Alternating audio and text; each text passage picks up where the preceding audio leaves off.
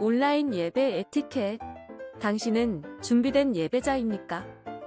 지금 당신의 복장은 집에서 입던 옷 그대로 교회 갈 때처럼 깔끔하게 지금 당신의 자세는 침대에 누워서 편안하게 책상에 앉아서 준비된 자세로 찬양을 부를 때 당신의 자세는 누가 들을라 침묵을 지켜요. 마음을 다해 소리내어 찬양해요. 기도할 때 당신의 자세는 누가 보지도 않는데 다른 짓 좀 하면 어때? 마음과 정성을 다하여 진심으로 당신의 예배 자세는 어떤 모습인가요? 준비된 몸과 마음으로 하나님께 영광 돌리는 거룩한 예배 시간 되시기 바랍니다.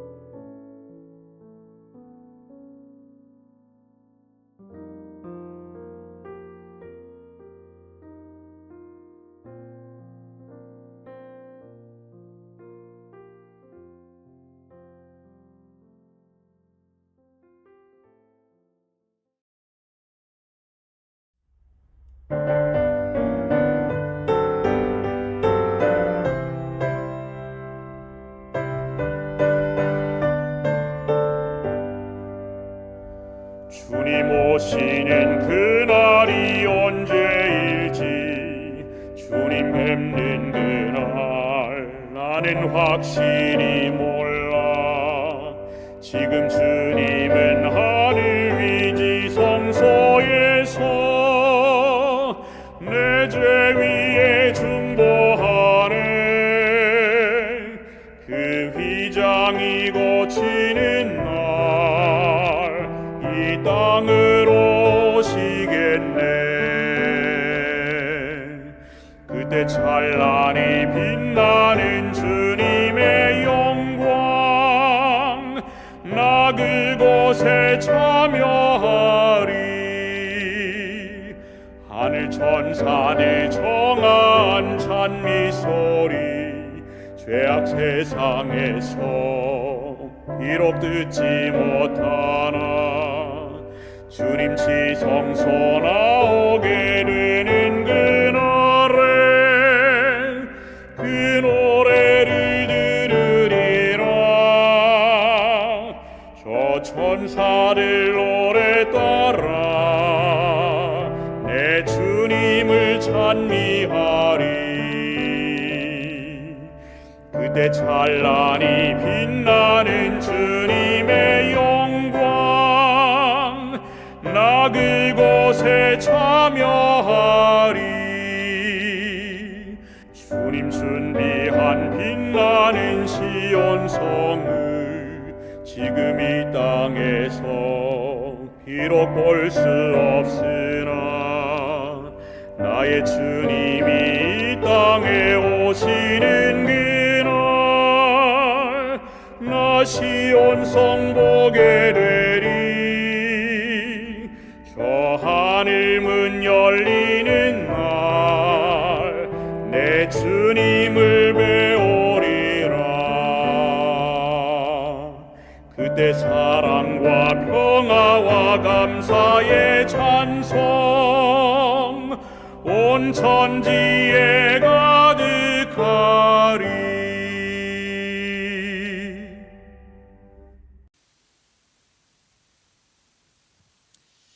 안녕하십니까? 우리 사랑하는 동탄 세안의 성도 여러분, 안식 후 3일 화요예배에 오신 여러분들을 진심으로 환영합니다. 오늘은 너의 하나님 여호와가 너의 가운데 계시니라는 제목으로 오늘 말씀을 함께 나누고자 합니다. 하나님 말씀 스바냐 3장 1절에서 2절, 5절, 12절, 15절, 17절 말씀입니다. 패역하고 더러운 곳 포악한 그 성읍이 화 있을진저 그가 명령을 듣지 아니하며 교훈을 받지 아니하며 여호와를 의뢰하지 아니하며 자기 하나님에게 가까이 나아가지 아니하였도다. 그 가운데 계시는 여호와는 의로우사 불의를 행하지 아니하시고 아침마다 빠짐없이 자기의 공의를 비추시거늘 불의한 자는 수치를 알지 못하는도다. 내가 곤고하고 가난한 백성을 내 가운데 남겨두리니 그들이 여호와의 이름을 의탁하여 보호를 받을지라. 여호와가 내 형벌을 제거하였고 내 원수를 쫓아냈으며 이스라엘의 왕 여호와가 내 가운데 계시니 내가 다시는 화를 당할까 두려워하지 아니할 것이라. 너의 하나님 여호와가 너의 가운데 계시니 그는 구원을 베푸실 전능자이시라. 그가 너로 말미암아 기쁨을 이기지 못하시며 너를 잠잠히 사랑하시며 너로 말미암아 즐거이 부르며 기뻐하시리라 하리라. 아멘. 우리는 계속해서 이 스바냐를 함께 묵상하고 있습니다. 오늘은 이 스바냐의 마지막 장 3장입니다. 스바냐서는 구약의 여러 예언서들 중에서도 특별히 여호와의 날을 강하게 선포하는 책입니다. 이 여호와의 날은 단순히 한 시대의 재앙이나 위기를 말하는 것이 아닙니다. 하나님께서 죄악을 심판하시고 당신의 공의를 드러내시는 날, 그리고 동시에 남은 자를 구원하시고 회복하시는 은혜의 날을 뜻한다라는 것을 우리가 지난 2번의 시간을 통해서 깊이 배울 수 있었습니다. 그래서 우리가 이 스바냐서를 함께 읽으면은 우리는 하나님의 심판과 진노, 멸망과 이 재앙의 말씀이 어떻게 보면은 숨이 막힐 만큼 참 강하게 우리 가운데 들려왔던 그러한 느낌을 받게 되었습니다. 이 세상에 소망이 있을까라는 그러한 절망이 들 만큼 하나님께서는 이 죄를 아주 무겁고 철저하게 다스리셨습니다. 그러나 그 깊은 심판의 어둠 속을 우리가 자세하게 들여본다면은 그 아주 어두운 가운데도 놀랍게도 복음의 빛이 비친다라는 것을 발견할 수 있습니다. 하나님께서는 심판 중에도 당신의 백성을 완전히 버리지 않으십니다. 도리어 그들을 숨기시고 보호하시며 회개로 이끄시고 다시 새롭게 세우십니다.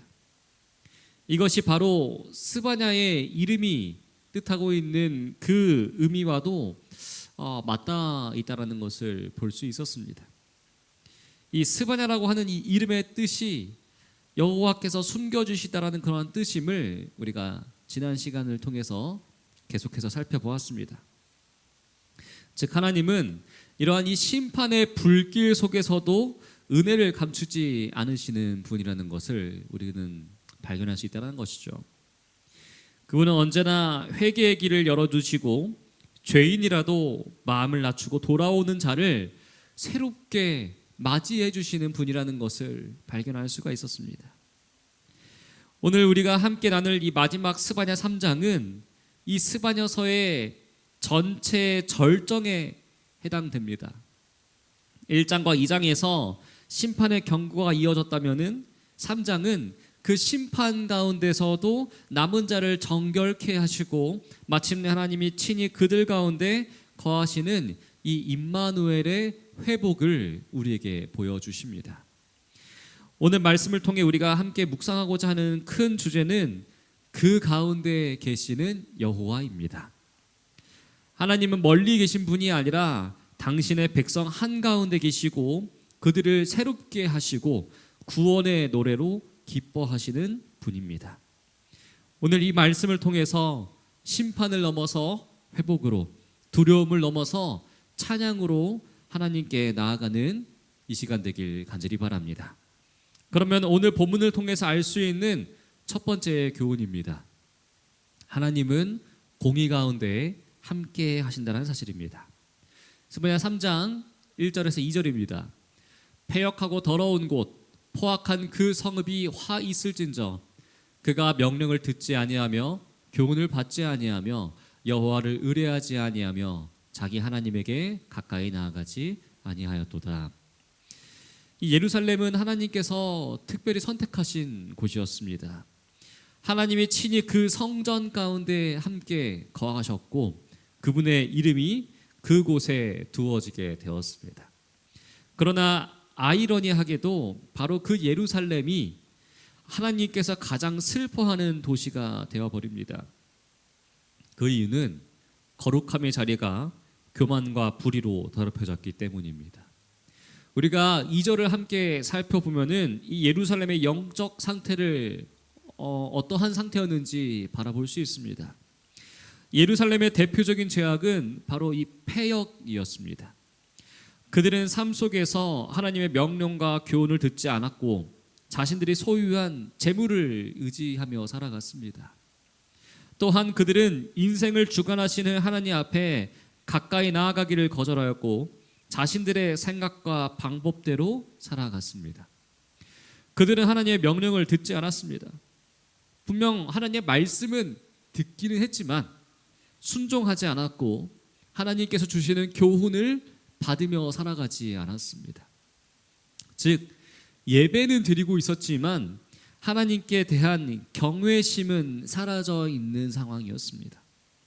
그들은 스스로 종교인이라고 자부했지만 하나님께 선택받은 백성이라고 자부했지만 사실상 하나님과의 관계는 끊어져 있는 상황이었습니다.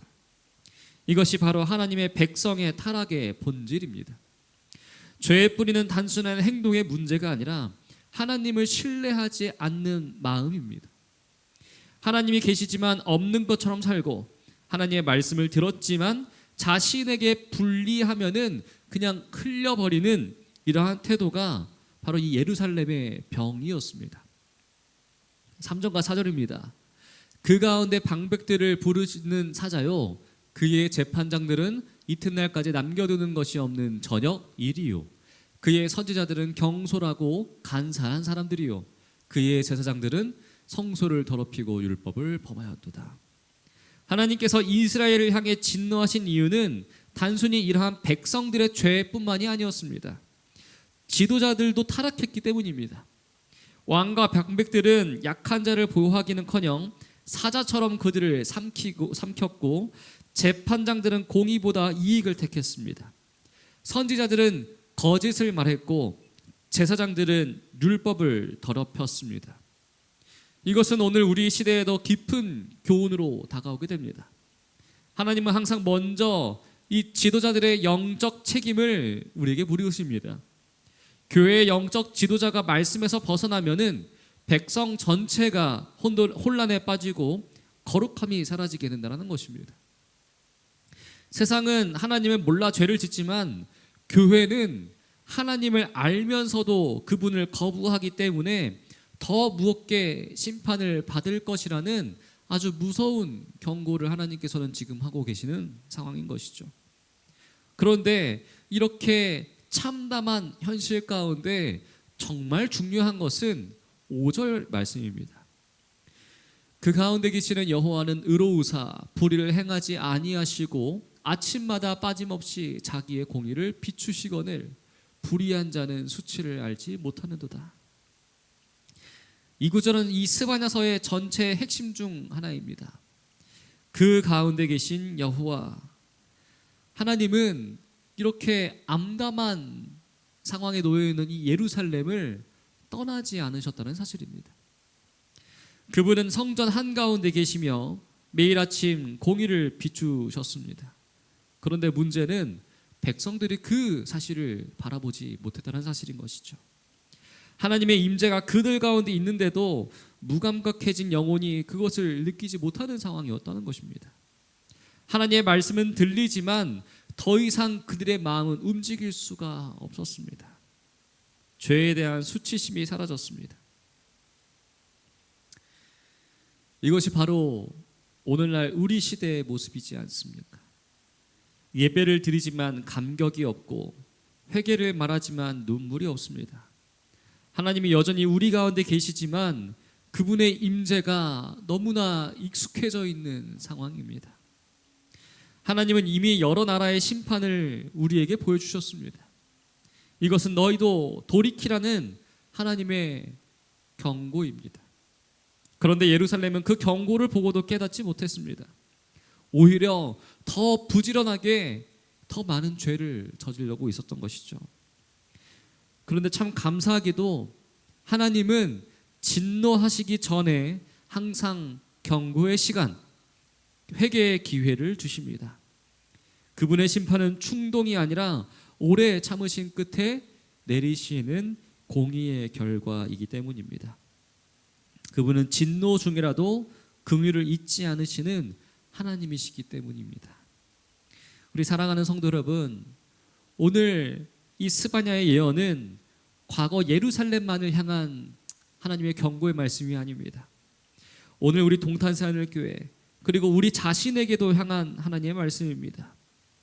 혹시 우리도 예배를 드리지만 하나님께 가까이 나아가지 않는 신앙, 말씀을 듣지만 순종하지 않는 습관, 하나님을 유래하기보다는 사람과 제도를 의지하는 이러한 믿음에 빠져 있지는 않습니까? 하나님은 지금도 우리를 깨우십니다. 그분의 공의는 아침마다 비추어서 우리의 마음을 두드리고 계십니다. 생애예빗 28페이지입니다. 이 세상에 줄 수 있는 것보다 더 좋은 무엇을 갈망하는 그대들이여, 이 갈망이야말로 그대들의 심령에 속삭이는 하나님의 음성인 줄 알라. 그대들은 하나님께서 그대들에게 회개할 마음을 주시기를 구하며 또한 그대들에게 그리스도의 무한하신 사랑과 완전한 순결을 나타내 보여주시기를 구하라. 오늘 이 말씀을 통해 우리 각자가 마음을 열고 그분의 경고를 들으며 다시 하나님께 돌아오는 우리 모든 동탄새하늘 성도님들이 되시길 간절히 바랍니다. 하나님은 공의를 통해서 계속해서 우리에게 함께 하시고 또 우리에게 경고의 말씀을 주고 계십니다. 그저 이 죄로 인해서 이렇게 반복되는 이 죄로 하나님, 우리와 함께 임재하시는 그런 하나님을 잊어버리는 것이 아니라 진정으로 회개하는 마음을 가지고 항상 공의로 우리의 마음을 비추시는 하나님께 나아가는 우리 모두가 되길 간절히 바랍니다. 오늘 본문을 통해 알 수 있는 두 번째 교훈입니다. 하나님은 남은 자와 함께 하신다는 사실입니다. 스바냐 3장의 전반부는 참 상황이 어둡게 그려집니다. 하나님을 거부한 예루살렘, 타락한 지도자들, 그리고 무감각한 백성들로 인해 심판은 피할 수 없는 현실로 보여집니다. 그러나 하나님은 심판에서 멈추지 않으십니다. 그분은 정결케 하시는 하나님, 남은 자를 새롭게 하시는 하나님이십니다. 8절입니다. 나 여호와가 말하노라. 그러므로 내가 일어나 벌할 때까지 너희는 나를 기다리라. 내가 뜻을 정하고 나의 분노와 모든 진노를 쏟으려고 여러 나라를 소집하며 왕국들을 모으리라. 온 땅이 나의 질투의 불에 소멸되리라. 하나님은 지금 이렇게 말씀하십니다. 너희는 나를 기다리라. 그런데 이 말씀에는 두 가지의 의미가 담겨 있습니다.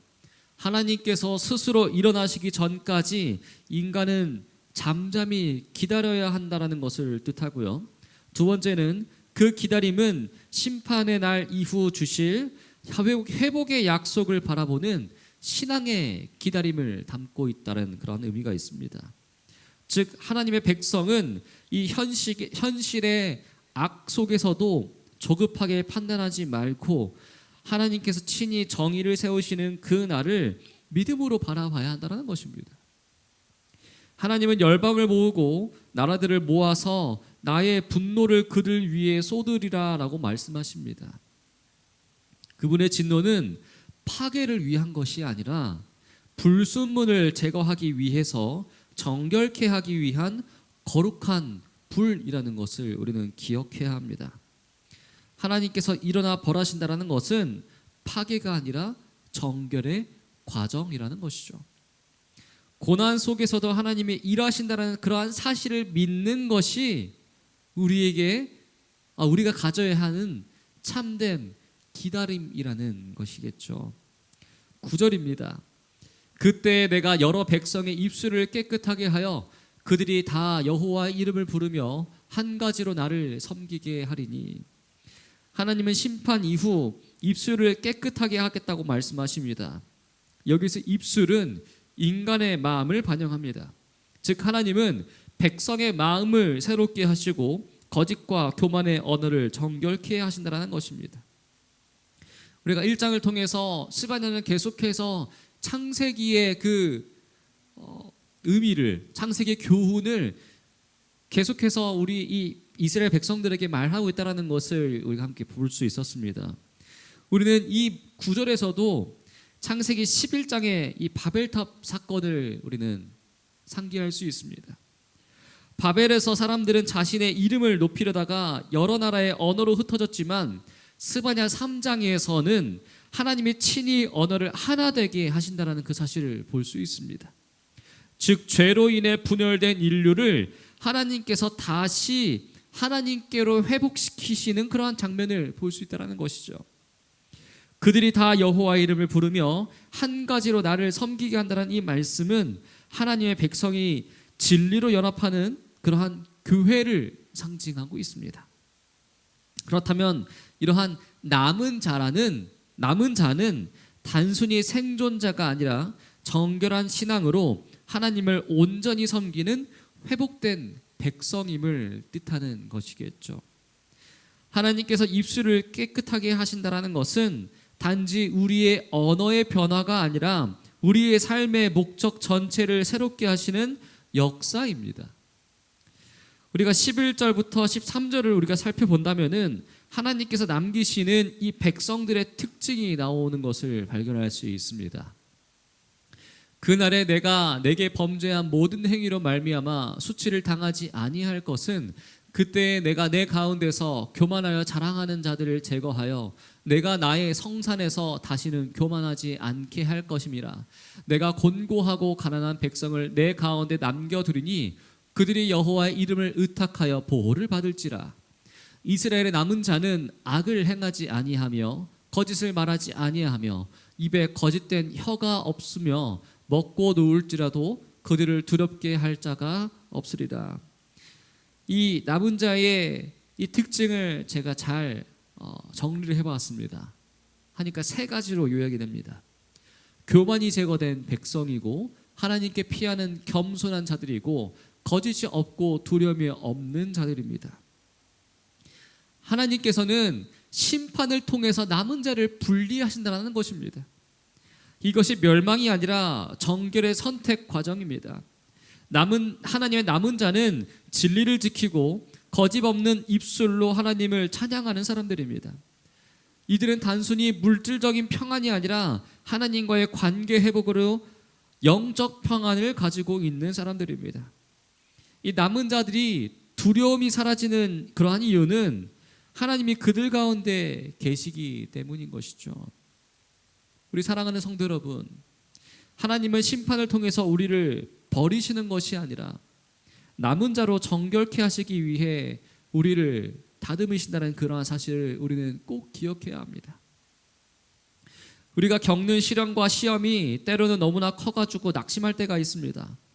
그런데 그 안에서도 하나님은 거짓된 우리의 신앙을 벗기고 순결한 믿음을 빚어내고 계신다는 그 사실을 우리는 반드시 기억해야 합니다. 오늘 우리의 교회가, 우리의 가정이, 또 우리 개인이 그 남은 자의 신앙으로 과연 바로 서 있습니까? 하나님께 의지하며 거짓이 없는 믿음으로 우리는 과연 살아가고 있습니까? 우리는 마지막 시대에 이러한 남은 자의 사명을 부여받았습니다. 율법과 복음을 함께 높이고 모든 민족 가운데 하나님의 품성을 드러내는 교회, 그것이 바로 이 남은 교회의 사명입니다. 그러므로 고난 중에 있을지라도 낙심하지 않게 되시길 간절히 바랍니다. 그것이 바로 하나님은 지금도 우리를 다듬으시고 계시다라는 그러한 사실이기 때문입니다. 그분은 우리를 버리려 하시는 것이 아니라 그의 이름을 부르는 한 마음의 백성으로 세우시려고 하십니다. 삶의 어려움 가운데 항상 우리와 함께 계시는 이러한 하나님을 바라보고 그분의 남은 백성으로 바로 서는 우리 모두가 되길 간절히 바랍니다. 오늘 본문을 통해 알 수 있는 마지막 교훈입니다. 하나님은 구원으로 함께 하신다는 사실입니다. 이 스바냐는 처음에 화 있을진저로 시작하지만 마지막은 기뻐하라 즐거워하라로 끝이 납니다. 하나님의 심판하시는 목적은 파괴가 아니라 구원이고 버림이 아니라 회복이기 때문입니다. 그래서 이 마지막 대지는 스바냐서 전체의 복음적인 결론입니다. 하나님은 결국 당신의 백성 가운데 거하시며 그들과 함께 기뻐하시는 분이시기 때문입니다. 14절 15절입니다. 시온에 따라 노래할지어다 이스라엘아 기쁘게 부를지어다 예루살렘 따라 전심으로 기뻐하며 즐거워할지어다 여호와가 내 형벌을 제거하였고 내 원수를 쫓아냈으며 이스라엘 왕 여호와가 내 가운데 계시니 내가 다시는 화를 당할까 두려워하지 아니할 것이라. 심판이 끝나고 하나님은 새로운 노래를 주십니다. 이 노래는 슬픔이 아니라 구원의 노래입니다. 하나님께서 내 형벌을 제거하였다라고 말씀하십니다. 이는 단순히 바벨론의 압제에서 해방되는 것이 아니라 죄의 형벌로부터 해방된 영적 구원을 예표합니다. 이스라엘 왕 여호와가 내 가운데 계시니, 이 구절이 스바냐서의 전체 신학적인 중심입니다. 하나님은 멀리 계신 분이 아니라 우리 가운데 우리 안에 계시는 분이라는 사실이겠죠. 이것이 바로 임마누엘의 복음, 하나님께서 우리와 함께 하신다라는 그 복음입니다. 하나님이 함께 하신다는 사실이 참된 기쁨의 근원이 된다는 것이겠죠. 우리가 이 찬양의 가사로 너무나 익숙한 내용이 오늘 이 스바냐의 핵심으로 등장합니다. 17절입니다. 너의 하나님 여호와가 너의 가운데 계시니 그는 구원을 베푸실 전능자이시라. 그가 너로 말미암아 기쁨을 이기지 못하시며 너를 잠잠히 사랑하시며 너로 말미암아 즐거이 부르며 기뻐하시리라 하리라. 이것이 스바냐의 복음의 정점입니다. 하나님이 인간을 사랑하신다는 사실을 넘어서 너로 인해 기쁨을 이기지 못하신다라고 말씀하십니다. 이것이 얼마나 놀라운 복음입니까? 우리는 늘 하나님께 기뻐해야 한다라고 배웁니다. 그러나 오늘 말씀은 거꾸로 하나님이 우리로 인해 기뻐하신다라고 말합니다. 그분은 우리의 성공보다 회개를 기뻐하시고 우리의 능력보다 순결한 마음을 기뻐하십니다. 너를 잠잠히 사랑하시며라는 이 표현은 히브리어로 사랑으로 너를 덮으신다라는 의미를 담고 있습니다. 즉 하나님은 소리치지 않으시지만 조용히 깊이 변함없이 우리를 품고 계십니다. 그분은 지금도 우리를 안아주고 계신다는 사실이겠죠. 우리의 상처, 우리의 실패, 우리의 눈물 속에서도 하나님은 너로 인해 기쁨을 이기지 못하시는 분이십니다. 이러한 희망적인 말씀 가운데 스바냐는 마지막을 이렇게 장식합니다. 내가 그때 너희를 이끌고 그때에 너희를 모을지라. 내가 너희 목전에서 너희의 사로잡힘을 돌이킬 때에 너희에게 천하 만민 가운데서 명성과 칭찬을 얻게 하리라. 여호와의 말이니라. 하나님은 흩어진 자를 모으십니다. 그분은 고통받는 자들을 외면하지 않으십니다. 오늘 스바냐의 마지막은 단순히 이 유다의 귀환을 뜻하는 것이 아니라 재림 때 이루어질 궁극적인 회복을 우리에게 보여주고 있습니다. 하나님의 백성이 영원한 시온으로 돌아가고 하나님께서 친히 그 가운데 거하시는 이 구원의 완성을 뜻하고 있는 것이죠. 우리는 이 약속을 마지막 시대의 소망으로 붙들어야 합니다. 그날 하나님은 흩어진 당신들의 자녀를 모시고 그들과 함께 영원히 거하시며 우리들의 눈물을 씻어 주실 것입니다. 사랑하는 성도 여러분, 하나님은 지금도 우리 가운데 여전히 계십니다. 때로는 우리가 느끼지 못할 때에도 그분은 교회의 한 가운데, 가정의 한 가운데, 우리 마음의 한 가운데 계십니다. 우리가 슬퍼할 때 하나님도 함께 아파하시고 우리가 회개할 때 하나님은 기쁨을 이기지 못하십니다. 그분의 사랑은 멀리 있는 관념이 아니라 우리 곁에 서서 노래하시는 아주 현실적인 사랑이라는 것이겠죠. 스바냐서의 마지막은 심판이 아니라 찬양으로 끝이 납니다. 하나님은 공의의 하나님이시지만 동시에 기쁨의 하나님이십니다. 그분은 우리를 버리려 하지 않으시고 함께 하시고 회복시키시며 기뻐하시는 하나님이십니다. 오늘 우리가 그러한 하나님을 믿는다면은 두려움 대신 찬양으로 나아가야 되는 것이겠죠. 왜냐하면은 우리의 하나님 여호와가 우리 가운데 계시니 그는 구원을 베푸실 전능자이시기 때문입니다. 그러므로 우리 모두 함께 회개의 기도로 찬양의 기도로 하나님께 나아가는 이 시간 되길 간절히 바랍니다. 언제나 우리와 함께하길 원하시는 이러한 하나님의 크신 사랑을 바라보며 주님 다시 오시는 그날까지 굳건히 하나님을 예비하는 우리 모두가 되길 간절히 바라면서 오늘 말씀 마치도록 하겠습니다. 감사합니다. 기도하겠습니다. 사랑의 아버지 하나님, 오늘 말씀을 통해 심판 중에서도 우리를 버리지 않으시고 여전히 우리 가운데 거하시는 하나님을 보게 하심을 감사합니다. 우리의 교만과 불순종을 용서하시고 성령으로 우리의 마음을 정결하게 하여 주시옵소서. 남은 자의 믿음으로 서서 끝까지 하나님의 이름을 높이며 너의 하나님 여호와가 너의 가운데 계시니라는 이 약속을 붙들고 오늘도 담대히 살아갈 수 있도록 우리의 삶을 인도하여 주시옵소서. 우리의 삶이 하나님의 기쁨이 되게 도와주시옵소서. 사랑이 많으신 예수 그리스도의 이름으로 간절히 기도합니다. 아멘.